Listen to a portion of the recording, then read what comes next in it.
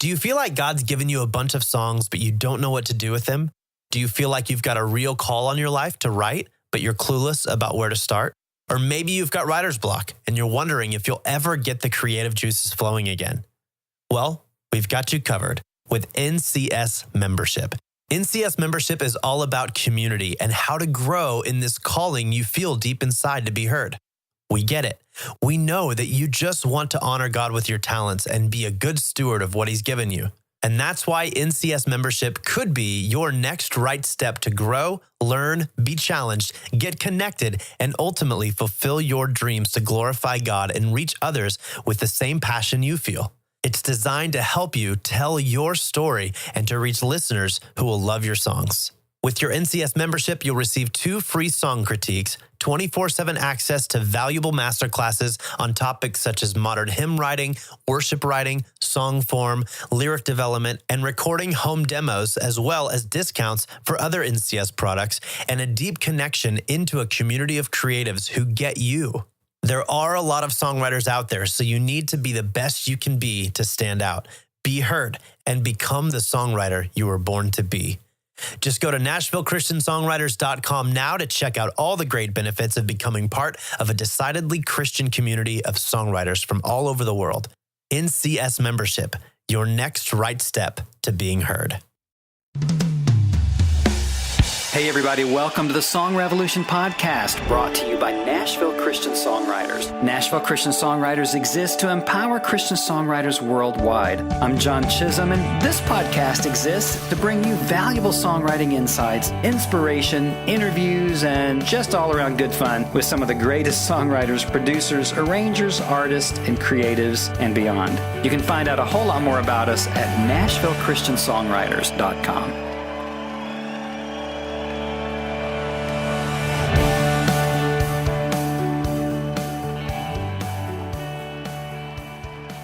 Hey everybody, welcome to the show. Thanks for taking a little bit of your time to hang out with me. And I think even if you're not a songwriter, that our shows are pretty interesting. I love it. We work really hard to bring you some fun people, some great teaching, inspiration, even just for your life, even if you're not a songwriter. So hey, thanks for spending a little bit of time with me today. Last week, I had the opportunity of sitting down with someone whom I have admired for a long time. He's the writer of Your Love Never Fails, All Things Work Together for My Good, Chris McClarney. Man, we had a great time.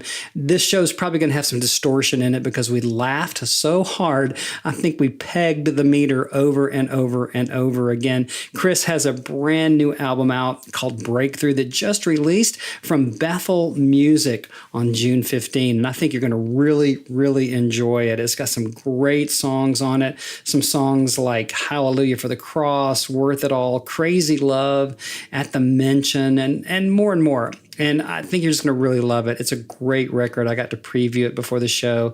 And we just had a great time. The guy is humble, even though he just got off of a great big tour with Kim Walker-Smith and the Jesus Culture people over in South Africa, playing for arenas. And we just had a great time. He's so fun. He's funny. I think you're going to really enjoy this show today with my new friend, great songwriter and global worship leader, Chris McClarney.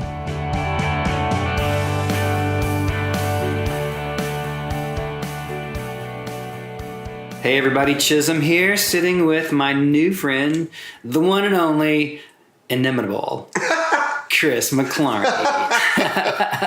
Amazing. Hey, Thanks for having me. Man, dude, it's the privilege is mine. I have admired and followed your ministry for quite a few years. Of course, Your Love Never Fails, and just, I don't know how many times I've led that. I've never done it justice, probably like you, but man, the pleasure is ours. Welcome to the show. Thank you. Yeah, now you've just gotten back from a pretty quick trip to Africa. Yeah, South Africa. God was doing a ton of stuff there, but for some reason, the main thing I remember is we got to pet cheetahs, which was pretty amazing. Jeez. And was your heart racing or? No, they were they were like dogs. They were so tame, just chilled out. Domesticated cheetahs. That's a band name. The Domesticated Cheetahs. We should start that band. I love that. That's very cool. Yeah. So just like pet one or a bunch of them, or well, they were babies, so I pet a few baby cheetahs and then one big cheetah.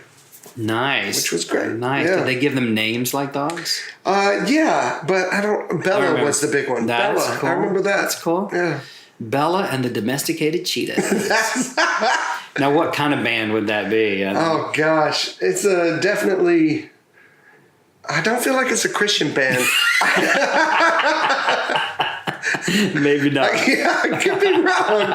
I don't think they're playing them on The Fish. Could be wrong about that. Oh, that's stellar. That's absolutely stellar. Now, you were in South Africa. Yes. So, what were you doing over there? So I'm also in a band called Jesus Culture, and we went to South Africa to play. We led worship, 5 different worship nights, and yeah, it was great. Wow. Well, that must be a really fun thing to do. Oh, it's a blast. Yeah. It's such an honor. I mean, I'm just a worship leader at my church, basically. They got really lucky, and I get to travel and write songs. And wow. Now, who all was on the tour with you? it was me and Kim Walker Smith, right, and then the band. Right. And that was it. Jeez. Playing to like huge crowds over there? Yeah, it's pretty big. Yeah, really? Sold out, yeah. A couple of arenas, a real big church. I think it held 6,000-7,000. That must be a blast, to stand there with hundreds of thousands of people and. I mean, it is super inspiring to see, 10,000 people lifting up the name of Jesus. Yeah. Yeah, very inspiring and very humbling when you're leading one of your own songs and you realize, I was just sitting in my office at church trying to write a song to God for my own church, and then here's 10,000 people singing along, and that's a surreal and very humbling feeling. It is, isn't it? Yeah, dude. I mean, as a songwriter myself over the years and doing the Integrity Hosanna records, traveling to Africa, being able to just, it does humble you, when you're standing there in front of thousands of people and they're jumping up and down and singing your words and your melodies. It's like crazy. You'd think it'd make you like proud or something. Well, I mean, in some ways it's validating, which is, I think all creatives and songwriters kind of feel this need for a little bit of validation. You think? Yeah. Only by the big badge. Love me, please love me. Please give me attention. So in some ways it is validating, but then that's kind of backed up with this. I don't really know what I did or how I did it. I just feel like I keep getting lucky every now and then. I'm just writing songs for my own church, and so the humbling part is I just don't know what I'm doing. I feel like if I could do this on demand, that would be a little bit different. But yeah. Well, you've been doing it for a long time. I mean, you've been doing the worship thing since you were like 14. Yeah, 14. Which I think I talked to you about. Travis Cottrell was my worship leader back then, and then a guy, Benji Cowart. That's right. Two Rivers. Yeah, Two Rivers. They're the ones that gave me a shot at singing on the team, and then just kept leading worship. Yeah, we tried to have this interview a couple of weeks ago. We kind of got started and then got interrupted, but yeah. So now that's coming back to me that you were with Travis, who is awesome. He's amazing. He recorded a song I wrote with my friend George Searcy called "Our Heart." This kind of a big mission song, and So tried to get Travis to record a bunch of mine, but he's kind of picky. Yeah, he's like, come on, dude. Come on. Just because you have a worldwide global ministry. Have you heard his new record? I haven't yet. It's amazing. It's actually really amazing. I don't doubt that. It's so good. He's so good. We'll do a shout out. I'll tag him in the there post. you go. Let's do it. So Travis gave you a shot. Travis and Benji, who's also crazy, amazing worship leader, songwriter. Right. Well, I was 14. We were in a home group, and somebody said, "Does anybody here know how to lead worship?"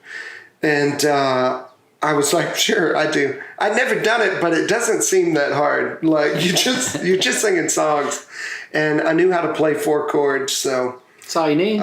That's it. Yeah, that was it, literally. And then started leading worship for that home group, and then, like I said, Travis let me start leading for the youth group with him.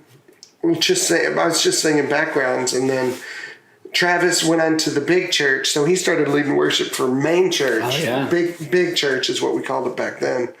And then that's when Benji came in and took over leading. Sweet. Yeah.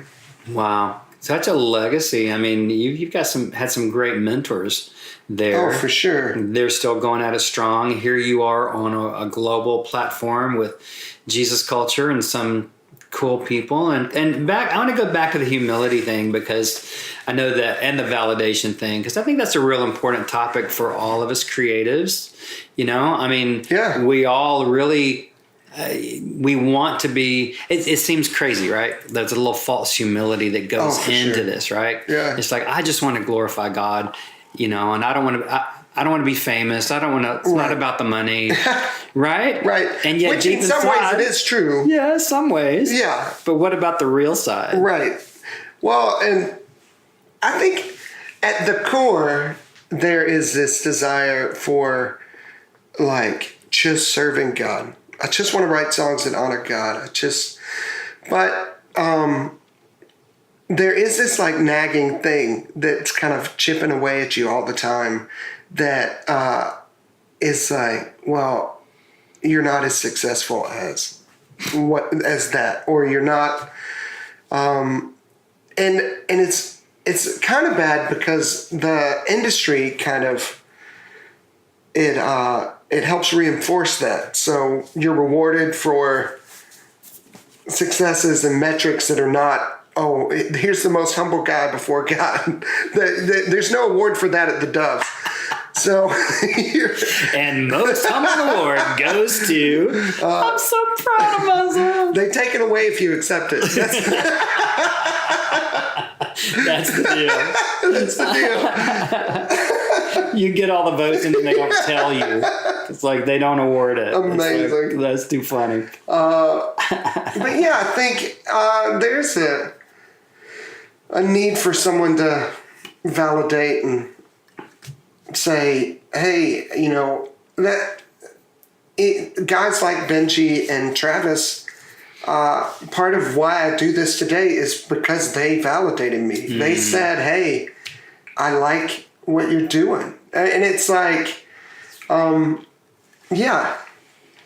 How do you keep it in check, you know, today, right? I mean, I'm not trying to dig into your personal stuff, but, you know, actually, Chris, this is an intervention. Oh, great. Yeah. Your pride meter's been pegging, you know, since the South Africa thing. So God sent me today. Ever since the Cheetos. Yeah, right. Well, God's revealed to me all your secret sins, and I'm going to, like, spout them out here on the podcast. That'll be great. I don't know if we have enough time for that. It's going to take you a while. You guys buckle up. For real. No, I mean, we all need accountability. We all need to get the gut check every now and then. I mean, are there go-to people in your life that you feel you're in community with that ground you? Well, I think that's the magic word. Community is, you have to be in community because it does. It grounds you. It keeps you connected to reality. And honestly, I mean, there's a certain, you said false humility. There's a big part of that. There's also this big part of me that's super insecure. So it's easy to not be prideful when you're just, you know, rolling in insecurity, because you're like, oh gosh, is anybody going to like this record? Or, so yeah, I think that there's all sorts of messed up upness in what we do, and just the fact that we're kind of living our spiritual life in front of other people is a little messed up, or maybe not messed up, but something to navigate that can be,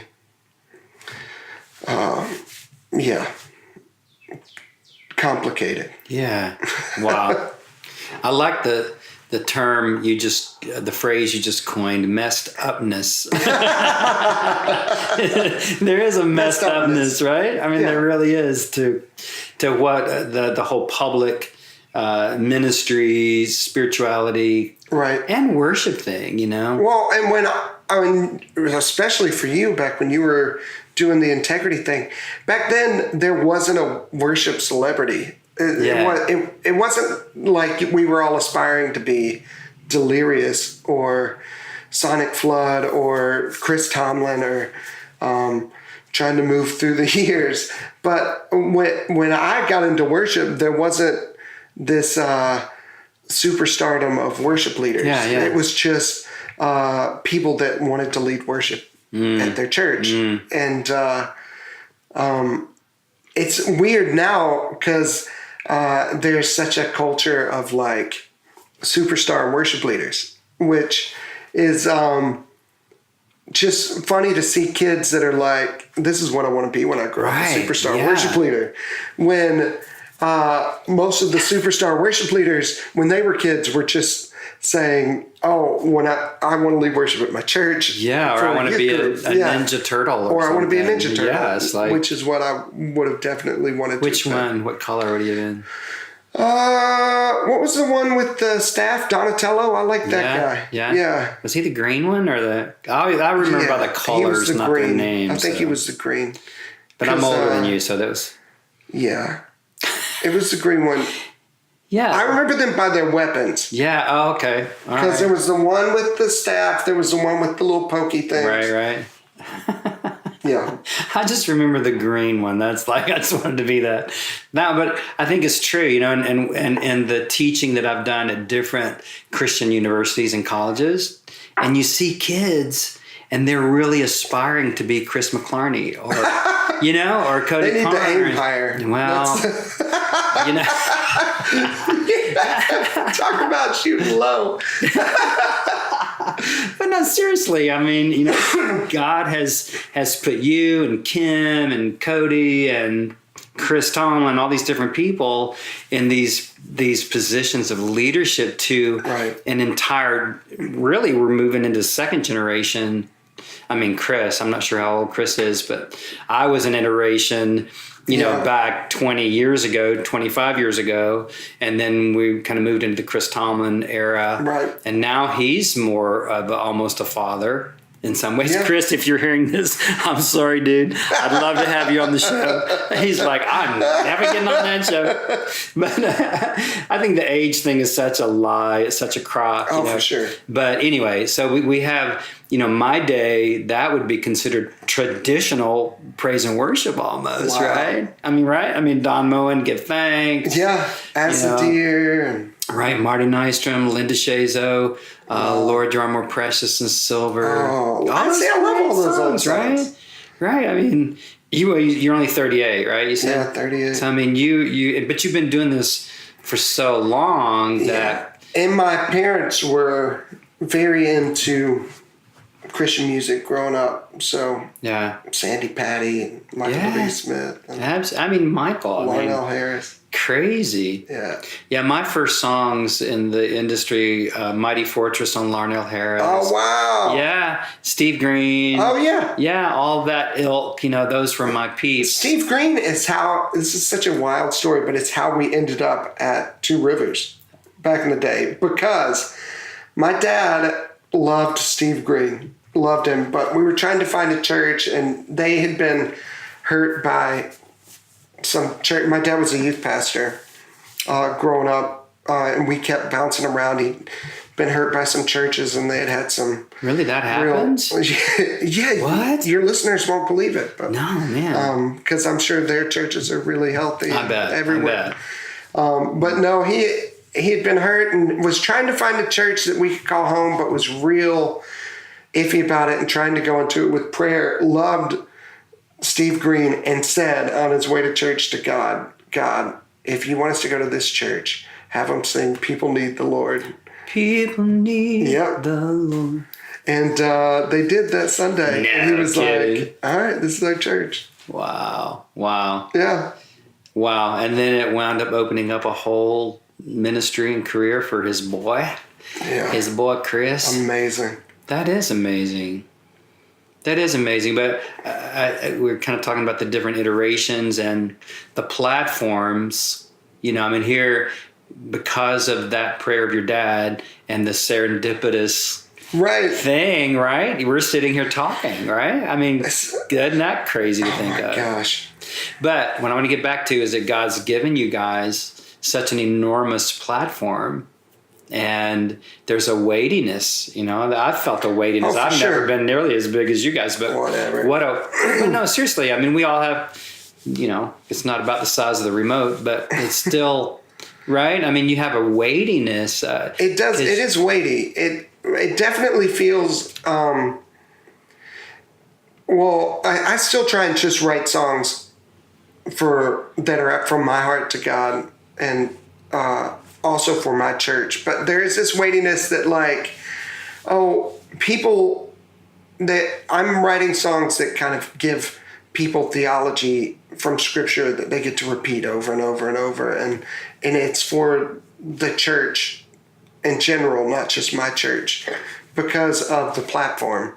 People are going to hear it and they're going to lead it at their church, and there's this weightiness to that. Like, well, I need to make sure that I'm actually saying something, and that it's grounded in Scripture, and because I think part of the culture nowadays is if it feels good, people will sing anything.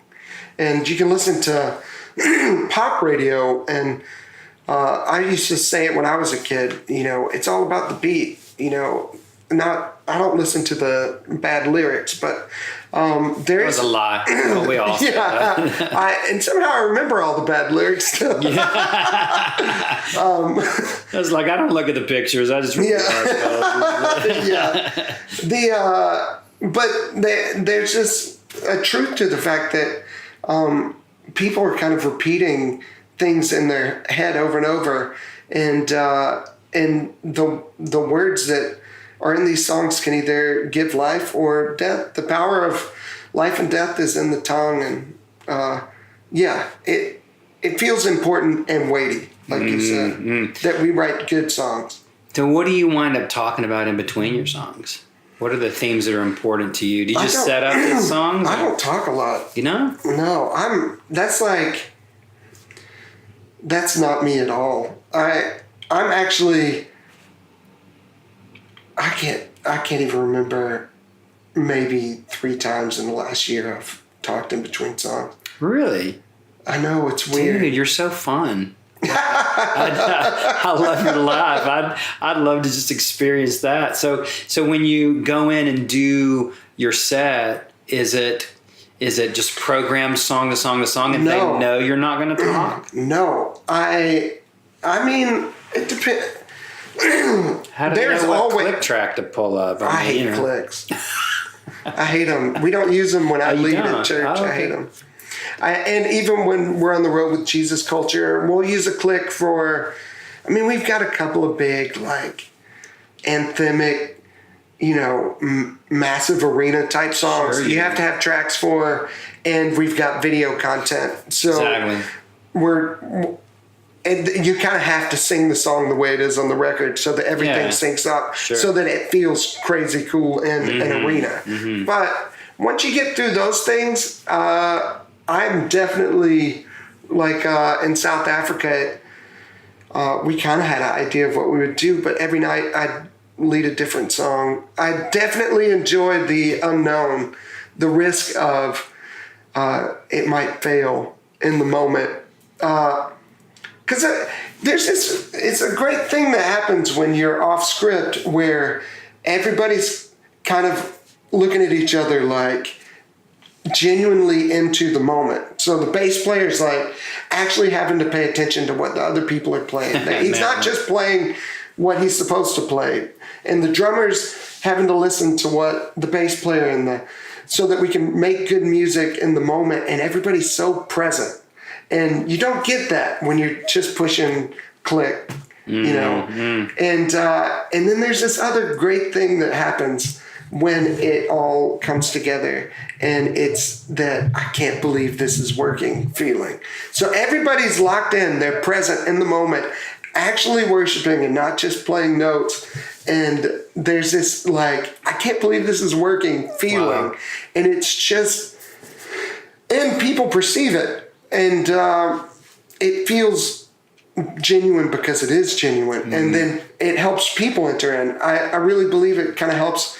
The more risks that we take, the more risks that they take. So, going off script is kind of my thing. I'd say every Sunday we do 3 services, and none of them are the same. And I know that that's weird, and I know a lot of people don't do it, but that is kind of my thing. Wow. Wow, that's very cool. So it's to be in that back, to the arena thing.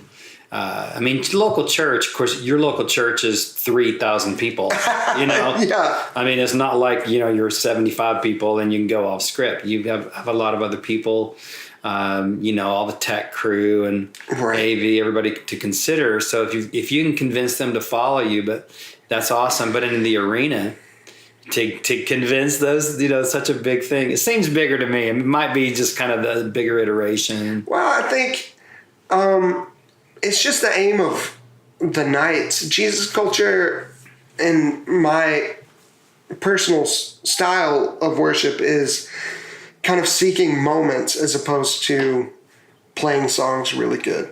Because I don't think people necessarily need to hear me play a song super good. What they need is to encounter God in a deeper way. And I think part of being a worship leader for me is kind of removing these barriers. This is part of what I think, though, I'm the way I am because I grew up in Nashville. So being at Two Rivers or any of the other churches I've been to in town, it's like a performance almost. Growing up, it was like this, where everything had to be perfect, and it didn't feel like, there were times when there was real worship, but a lot of times it felt more like, oh, this is just them singing special songs for us to listen to. And there was no real connection between me and God in those moments. There was times when I felt God, like, oh, I feel awesome or inspired, or, I've learned something new about God. I'm not saying there wasn't value to it. It just didn't feel like I was genuinely connecting in the moment with God. And having been in this, especially in this town where everything had to be perfect because who knows who would be in the crowd. Having grown up around that, I kind of grew up with this, like, when I do that, I'm never going to be that way. So I'm kind of the opposite of that, where I almost prefer it when it's not polished and it feels a little rough around the edges, because I think people perceive that as, oh, well, he's definitely not performing, so we shouldn't just sit here and watch, but actually engage in the moment. Well, dude, I'm sorry to say you're never going to make it in this town.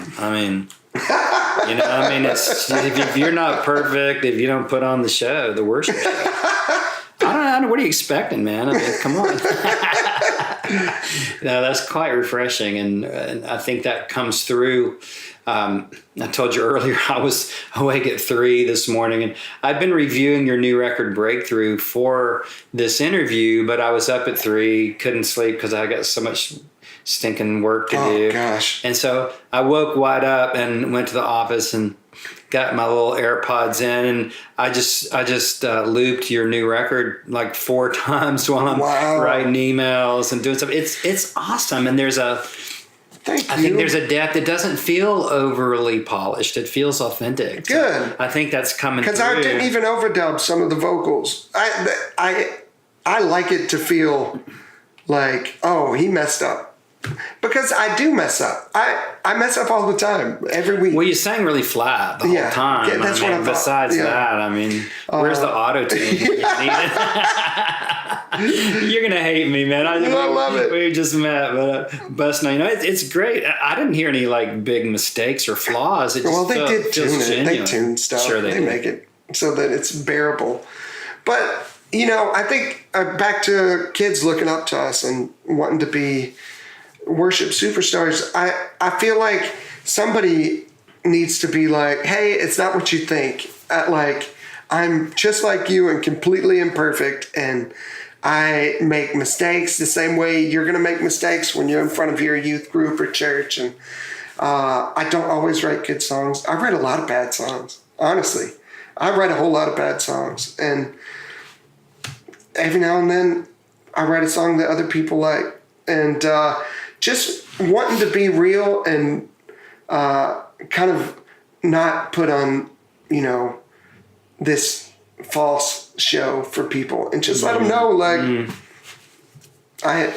anybody can do this. Yeah. The same way I did when I was 14, saying, yeah, sure, I know how to lead worship. It's not hard. Well, talk a little more about the songs on this record, because there was a 3-year gap. 2015 was your last record. Yeah. And now you've got Breakthrough that's just coming out. Actually, June 15, right? Yeah. Wow, man. We're like on the day, aren't we? Tomorrow. Wow. Yeah, tomorrow. Oh, sweet. Crazy. So talk a little bit about the songs. If I had to give a theme to this record, I've been saying it's the anti-fear record. A lot of the songs are just, I'm not going to be afraid, or I choose to trust, and it's been a real theme in my writing in general, but this one, I think I really dug into it. Just the being a worship pastor at a church, traveling around, hearing people's stories, you kind of hear the same thing over and over, which is, I'm worried. I'm worried my finances aren't going to work out. I'm worried my mom's going to die.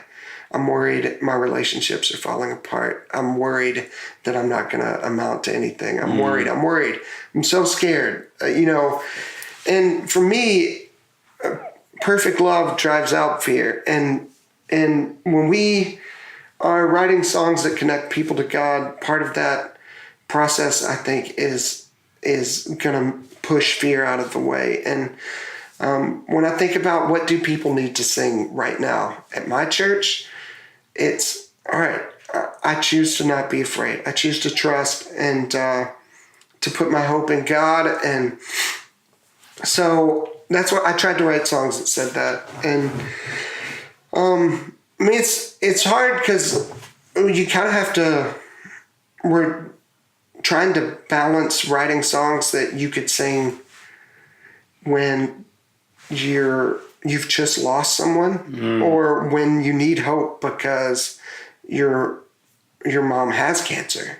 So how do you write a song that you can sing that's full of hope, and you're like, all right, I'm not going to be scared, but also that's not patronizing to people that have just lost someone. And so, yeah, tried to do that. Who knows? Well, man, I think you hit that. I mean, when I think back through the songs, on the record, very well crafted, but there's so much heart, so much gospel message, that came through for me anyway. And I'm sure for other listeners. Did you premiere the record on tour when you did the South Africa? You hadn't done it yet because it's too new? We got it out. Oh, that's the other thing. I hate playing my own songs. Really? I think I played it. Well, I played Your Love Never Fails because people wanted to hear that. Had to. And I played one other song of mine when we were out there. But, I hate playing my own songs. I know it's weird. I'm a weird person. I just don't. I don't ever want it to be the Chris McClarney show, because that's not it. I guess it sounds a little like false humility, but I really don't. I definitely feel more fulfilled at the end of a Sunday when I know that people were focused on God and not. I mean, you don't want people leaving saying, "Man, that guy sucked," but and you would love it if people left going, "He's awesome." But I feel that doesn't fulfill me. What fulfills me is when I know that they've really connected with God and they're walking away saying, "Man, during worship today, I felt more peace than I felt in a long time." That is fulfilling to me. Yeah. And to hear those kind of stories. So what are some of your favorite songs to lead if they're not yours? For me, it's the simplicity of singing songs that people know. Okay. So any of the big songs. And then there's a few, personal faves that I've always kind of done throughout the years. Lord, I give you my heart. I love that song. Yeah. It's just so simple, and I still do it now. Or Reuben Morgan. Yeah, or Heart of Worship, or really anything Matt Redman's ever written, because he's never written a bad song. Oh my gosh. Nah. Oh. Well, I have to tell you a story. So, all right. Yeah, your love never fails. The second verse. My tech people at a church I was at a few years ago, they put, during rehearsal, for the second verse, "The chism is far too wide." I like that a lot. They should have left that up for the service. Yeah. So, it's like, come on, guys. I know I need to lose a few pounds, but don't bust on me. Yeah. So, well. I like that a lot. So I've never sung that song without thinking about that. It's true. Well, talk a little bit about your process. I mean, yeah, we've all written through the bad to get to the good, but right. What's your process? Well, years ago, I sat down in my church office. This was pre Your Love Never Fails, and when I was at a different church here in town, sitting in my church office, wanting to write songs, and I Songwriter geeked out. So I had like folders and rhyming dictionaries and capos and different guitars and highlighters and different versions of the Bible. I was ready to write. This was going to be a great song. Greek, Hebrew dictionaries. Yeah. So I'm sitting at my desk. I've got all this stuff laid out on my desk to write.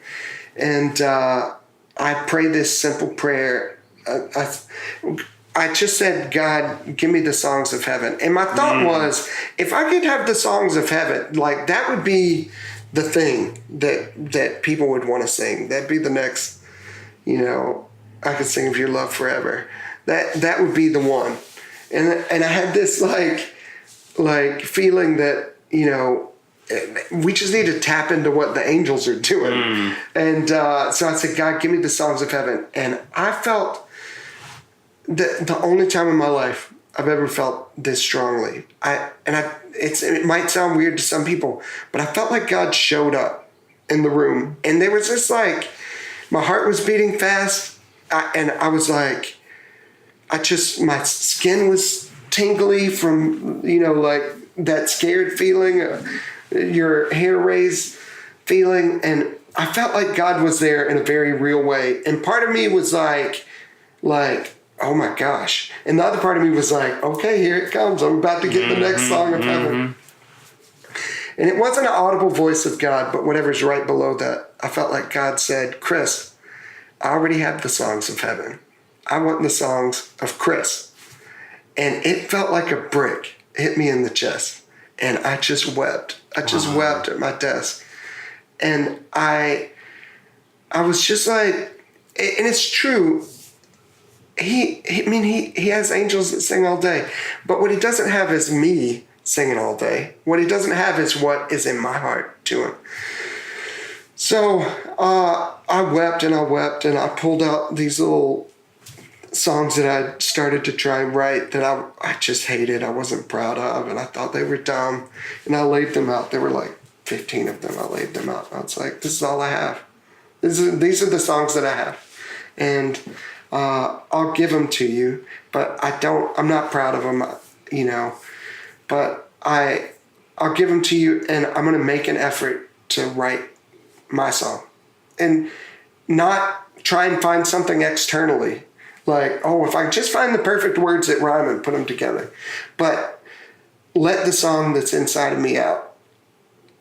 That's what I promised him I'd try and do. And in that stack of songs was Your Love Never Fails, which was at the time, not fully formed. It was just pieces of a song. And I left that and kind of started to try and write my songs.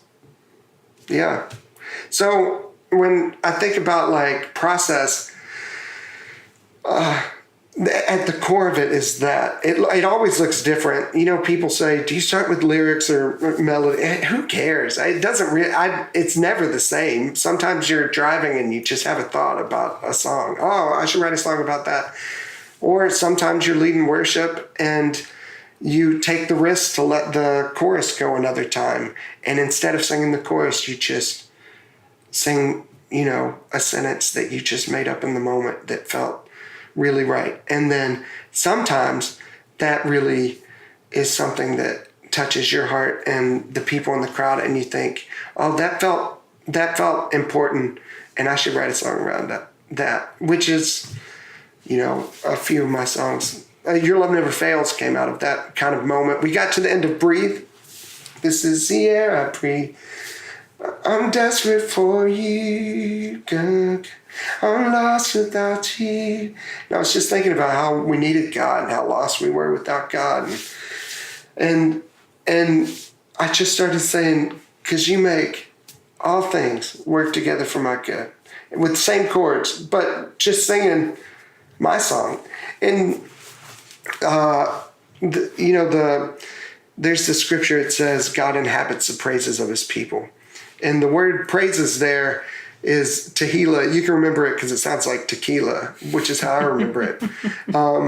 But it specifically means spontaneous praises. This idea that you're going to sing a new song, like God inhabits that. If you just take the risk, and here's the deal, like sometimes it doesn't work. Sometimes they're bad. But I feel like never once have I sung something in the moment, like making up a new song. If I had to describe it, like cliff notes from the worship time, just kind of consolidate what you feel like God was doing in the moment in a sentence and sing it. Never once have I done that and felt like God was like, ew, because he's not like that. God is always like, wow. I think he loves my songs, even when they're bad. So, I don't know how I got on that tangent, but. I don't know, but I'm going to remember, God never says, ew. Ew. That's a stinky song, Chris. Yeah, I can't believe it. I rebuke thee. No. Wow. No, that's amazing. I mean, I have this little soapbox I get on about tips, tricks, and hacks. Yeah. I think anybody wanting tips, tricks, and hacks are lazy and are not the kind of people I want to hang around. Is that too attitude? Is that too much attitude? No, it's a great amount of attitude. I mean, there really aren't any hacks. It takes effort to write songs. You have to do it. You have to fail. That's the tip. Go fail. And fail in front of people, because it's a lot quicker than failing on your own. The fact that I've been leading worship since I was 14, every week something little goes wrong. And you think, well, I don't want that to happen again, because that felt horrible. When we train wrecked, that felt horrible, and I never want to do that again. And you start learning. That's why I'm able to go off script now, is because I've learned how to navigate the unknown of the worship experience time. But that came from making a lot of mistakes in front of people. Yeah. To Too fun. I mean, you kind of learn how to navigate when you're in front of people all the time. You have to do that or die, right? Right. Well, what are you supposed to do when there's an arena full of people? Well, when we were in South Africa, Kim was losing her voice, and we had to drop the key. So we dropped the key, and we come in, and guitar is playing in the right key. Jeffrey's playing in the right key, but he says to himself, "Oh my gosh, I'm not in the right key." So he quits playing, but the tracks are still going. It was a horrible train wreck of a moment, but we just got back into and nobody in the crowd was like, "Boo! Go home, go back to America. This sucks." Nobody does that. That doesn't happen in real life. So, like, the train wrecks, even when they're real bad, are never that bad. We were at Radio City Music Hall years ago for a Rockettes Christmas show. Ooh. And their tap track got off. No way. They were kicking and their taps were clicking in the wrong rhythm. Now that was awkward. Yeah. It's like, okay, ladies, get back on track. That was crazy. I didn't even know they did tap track. I have never heard of a tap track. Isn't that something? You need a tap track. We should put that into our worship songs. You need one. You and Kim. Yeah, all these guys up there. There has to be an Irish record with the tap track. I think so. I think it would be awesome. Well, okay, so just a couple more quick questions, man. This has been rich. I love it. I knew this was going to be fun, but I love this. So I think you've said so many rich, awesome things. I usually ask, what would you say to aspiring songwriters, worship writers that are out there? But I think you said so much. I don't know if there's anything else I have to say, man. Just go fail. I love when you said that. Go fail and have fun. I mean, if it's not fun, don't do it. I mean, don't not have fun. But that's my personality. I like to have fun at whatever I'm doing. So maybe do not have fun. Wow. I don't know, but... Wow. And my dad said that to me when I got kicked out of high school band. Oh, wow. Yeah, I got kicked out because I was late every morning. We had to get there early. And, dude, we lived right across the street from school. Amazing. Right across the street. Amazing. But I was lazy and I didn't want to go, and I wasn't having fun anymore. What'd you play? I played trombone and baritone. Awesome. Yeah. So that's how I got these amazing lips. Yeah. Tuba. But it wasn't fun anymore. Because we had kind of a drill sergeant for a band director, and he wanted to win awards, and that's cool, but I wasn't into it. Right. And my dad said, if it's not fun, don't do it. So I love that. You're kind of echoing. I think that's some sage advice there because, worship should be fun and engaging to your own heart. Right. Wow. Well, dude, I think we're done. Awesome. This has been great. Thanks for having me. You guys check out. You're welcome, man. Thanks for having us. And you guys listening, check out Chris's catalog, of course, is amazing. But the new record drops tomorrow, Breakthrough. Some great, great songs. So many awesome things. Hallelujah for the Cross, great new anthem. Crazy Love. Love that we time. didn't talk about that. We got a few more minutes if you want to talk about any of this. No, I was just going to say that's the song I'm most scared about getting dirty emails about. Crazy How could you love? call God's love crazy? I kept trying to take the word out and put in a different word. Like reckless. Yeah. No. Oh, wait a minute. Somebody did that. Well, no, what I was going to call it perfect love, but it just didn't feel right. And it is, it's crazy if you think about it. The God of the universe has everything and gives it all up for us. That's crazy. So I couldn't get away from it, but I am worried that people will get the record and write me mean emails because I've gotten mean emails about other songs. Well, they're the perfect Christians who are, yes. They're like the confession police or something. Yeah. Dude, I've had crazy emails. There's some mean Christian people out there. What? Yeah. There are? Yes, there are. Oh my gosh. Man, that's another podcast waiting to happen. That's a whole series of podcasts. I'm mean telling Christians. you. Mean Christians, the Mean Christian series. Jeez.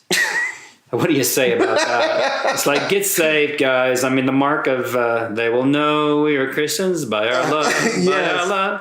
Jeez. But it's a great record. So Hallelujah for the Cross, Crazy Love at the Mention, over and over. I'm Listening, featuring Holland. Who's Holland? Tell us who Holland is. Holland is an incredible artist. Signed to Goatee. I call her Holly because that's her name. Oh, okay. But she... I mean, I loved it. I listened to it. It sounds great. She's got such a good voice. And she sings on the whole record. She's singing BGVs on the whole record. She's got some breakout stuff on. But she has her own stuff. HOLLYN. Yeah. And just go look her up too. She's incredible. Awesome. And then Breakthrough, Worth It All, Hiding Place. So just great titles, great songs. Love Saves, You Reign. So... and we're just really proud of this new record for you. Thank you. In a Jesus way. Yes. Proud in a Jesus kind of way. And I'm very humble. Spirit of humility. Absolutely. Yeah. Well, this has been Rich. Chris McClarney, thanks so much. Thank you.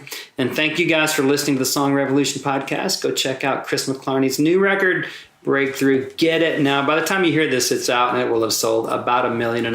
So, yes, Lord. Yeah, yes, Lord. Amen. So check it out, and we'll see you guys next time on the show. Hey, thanks for listening to the show today. I'm blown away with the encouragement and inspiration that every guest brings, and today was certainly no different.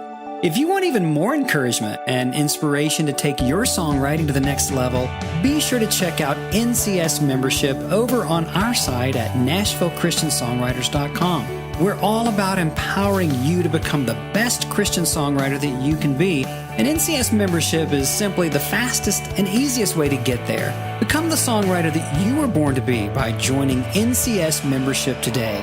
I'll see you next time on the Song Revolution podcast.